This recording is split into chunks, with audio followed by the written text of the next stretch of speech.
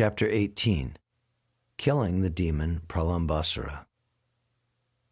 After extinguishing the devastating fire, Krishna, surrounded by his relatives, friends, cows, calves, and bulls, and glorified by their singing, again entered Vrindavan, which is always full of cows. While Krishna and Balaram were enjoying life in Vrindavan, in the midst of the cowherd boys and girls, the season gradually changed to summer. The summer season in India is not very much welcomed because of the excessive heat. But in Vrindavan, everyone was pleased because summer there appeared just like spring.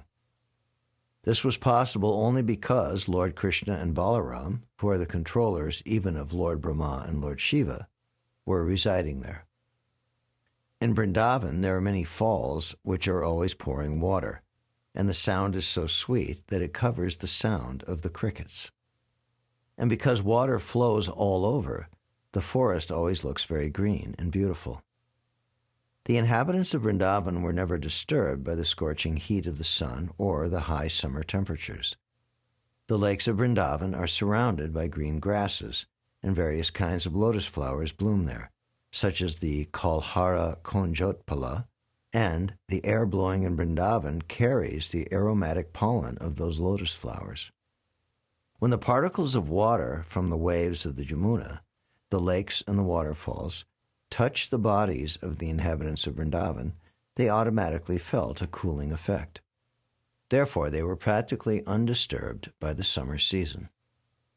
Vrindavan is such a nice place. Flowers are always blooming, and there are even various kinds of decorated deer. Birds are chirping, peacocks are crowing and dancing, and bees are humming. The cuckoos there sing nicely in 5 kinds of tunes. Krishna, the reservoir of pleasure, blowing his flute, accompanied by his elder brother Balaram and other cowherd boys and cows, entered the beautiful forest of Vrindavan to enjoy the atmosphere. They walked into the midst of newly grown leaves of trees, whose flowers resembled peacock feathers. They were garlanded by those flowers and decorated with saffron chalk.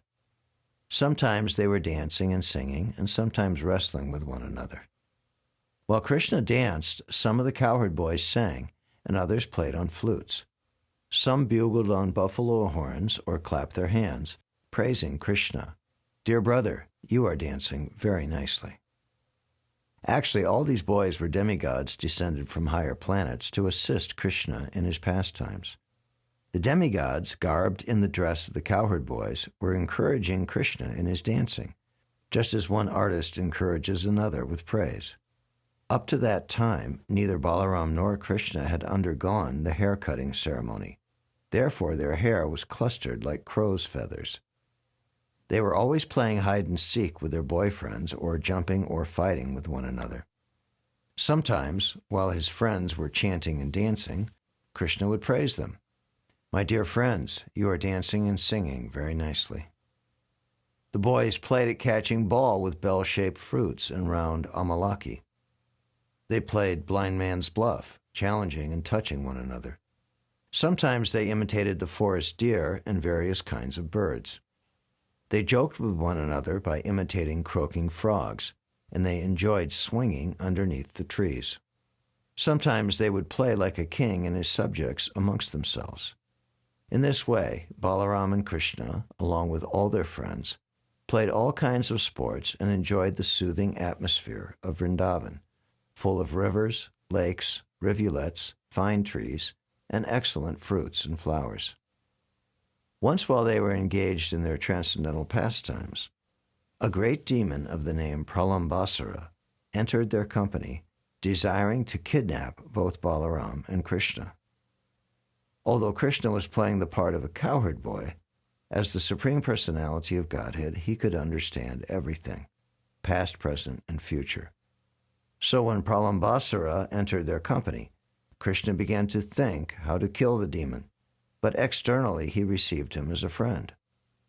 "Oh, my dear friend," he said, "it is very good that you have come to take part in our pastimes." Krishna then called all his friends and ordered them, "Now we shall play in pairs. We shall challenge one another in pairs." With this proposal, all the boys assembled together. Some of them took the side of Krishna, and some of them took the side of Balaram, and they arranged to play in duel. The defeated members in the duel fighting had to carry the victorious members on their back. They began playing, and at the same time tended the cows as they proceeded through the Bandiravan forest. The party of Balaram, accompanied by Sridham and Vrishab, came out victorious, and Krishna's party had to carry them on their backs through the Bandiravan forest. The Supreme Personality of Godhead, Krishna, being defeated, had to carry Sridham on his back, and Bhadrasena carried Vrishab. Imitating their play, Pralambasura, who appeared there as a cowherd boy, carried Balaram on his back. Pralambasura was the greatest of the demons, and he had calculated that Krishna was the most powerful of the cowherd boys. In order to avoid the company of Krishna, Pralambasura carried Balaram far away. The demon was undoubtedly very strong and powerful, but he was carrying Balaram, who was compared with a mountain. Therefore he began to feel the burden, and thus he assumed his real form. When he appeared in his real feature, he was decorated with a golden helmet and earrings and looked just like a cloud with lightning carrying the moon.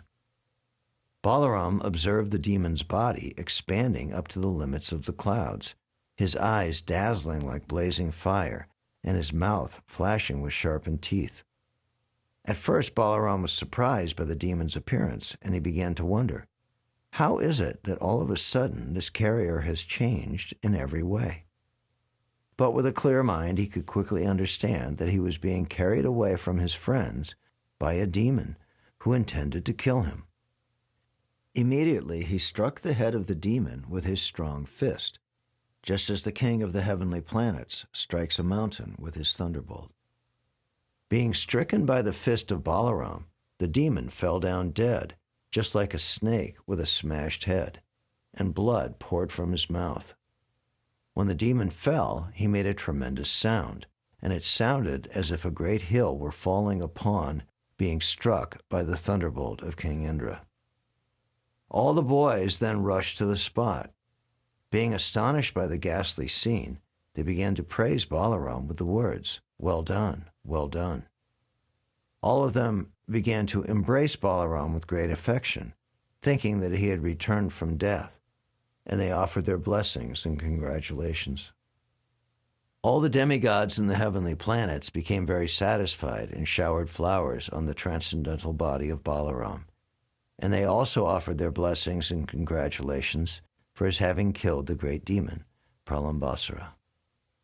Thus ends the Bhaktivedanta purport of the 18th chapter of Krishna, killing the demon Pralambasura.